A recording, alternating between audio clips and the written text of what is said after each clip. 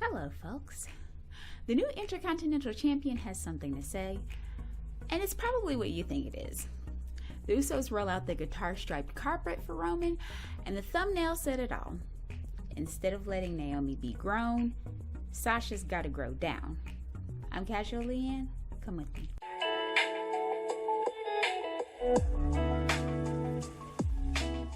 Talking Smack March 5th edition starts with the announcement of the new Intercontinental Champion. Johnny Knoxville interfered in Ricochet and Sami Zayn's match to ensure that the exciting Ricochet has netted his first Intercontinental Championship. I am so happy to see him getting a push, but I'll admit I'm not a fan of yet another person's title reign beginning as a pawn of someone else's rivalry. Sounding familiar?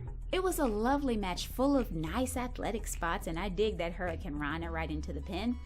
Sami went all the way off of his maple leaf afterwards. Also wonderful. Megan Morant has the new Intercontinental Champion Ricochet in the back, and she asks him for a comment. He talks about it being amazing, how all of this is the culmination of hard work and determination rolled into one sleek-looking championship. He credited Johnny Knoxville, the person he's done a bunch of stupid stuff watching, according to him, with the assist. Now, when Ricochet heard Johnny Knoxville's music hitting, he saw that as an opportunity that he could use against Sami Zayn.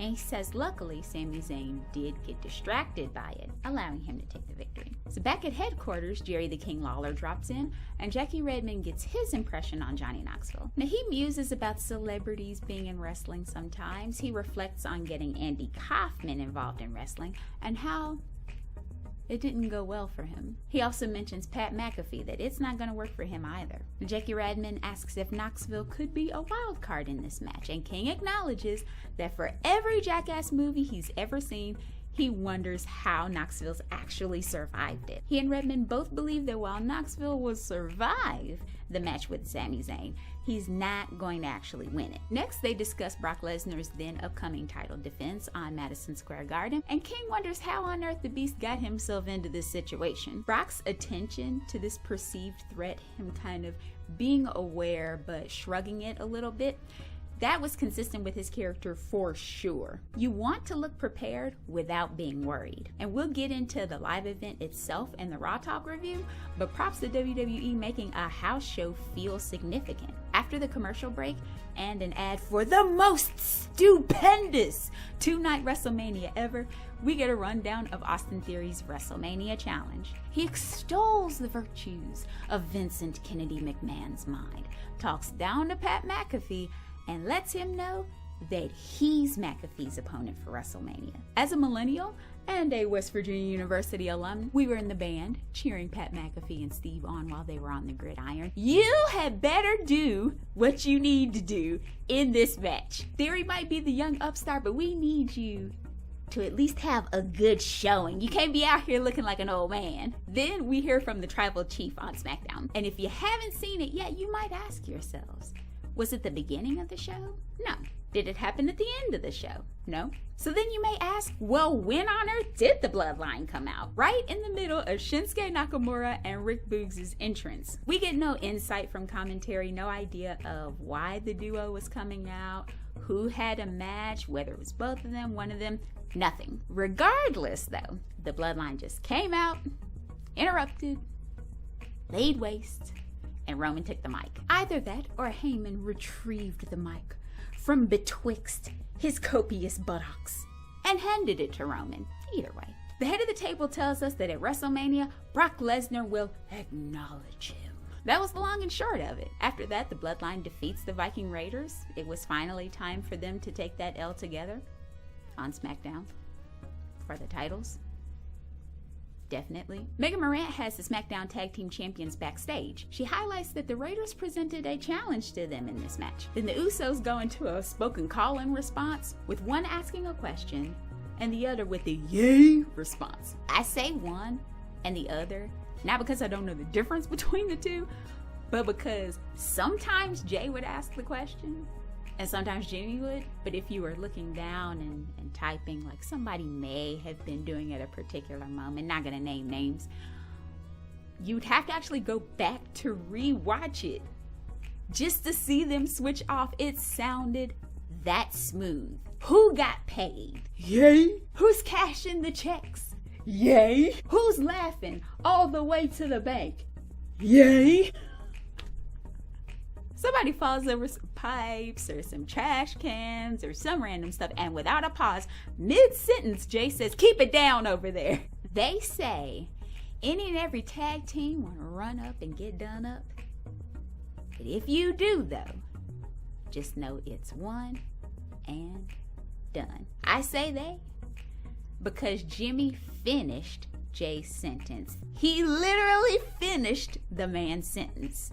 Yay! Redmond comments on the possibility of Brock Lesnar getting into Roman's head. Matt responds that Roman feels like he's untouchable because no one's been able to touch him. But if he can destroy Brock Lesnar, the confidence, that certainty is warranted. We get more ads than a package for Monday Night Raw, which was highly unusual. Then a recap of Ronda Rousey, highly usual. But what wasn't was her actually wrestling on SmackDown. During her SmackDown debut against Sonya Deville, all commentary kept going on about was how Charlotte has never tapped out before.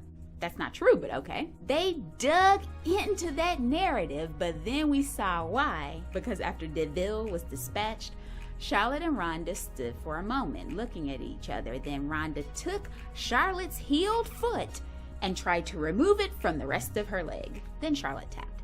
They can't say she hasn't tapped anymore, or they shouldn't say that.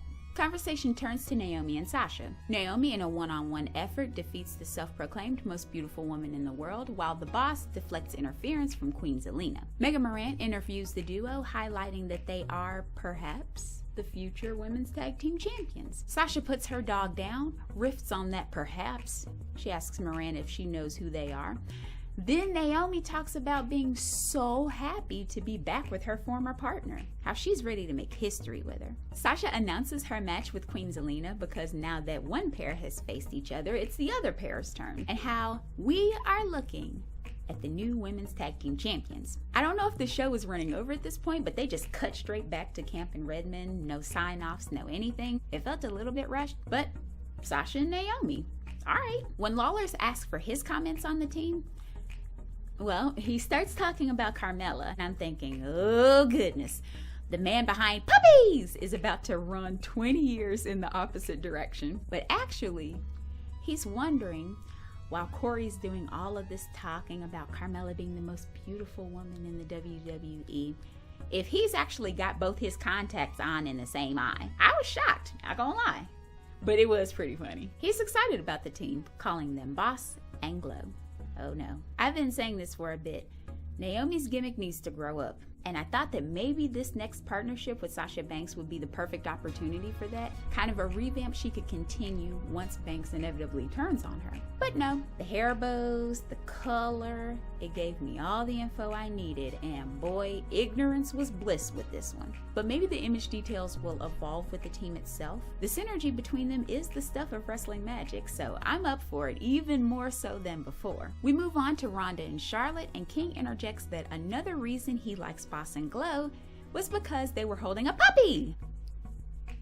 So close. Redmond acts like she doesn't know what King's talking about. I'm not sure if she really didn't or not, but this is at least better context. The younger kids will be like, King loves dogs, and parents will laugh and hope that kids don't do that exact Google search. So my rating was 4 out of 5. It was a solid show.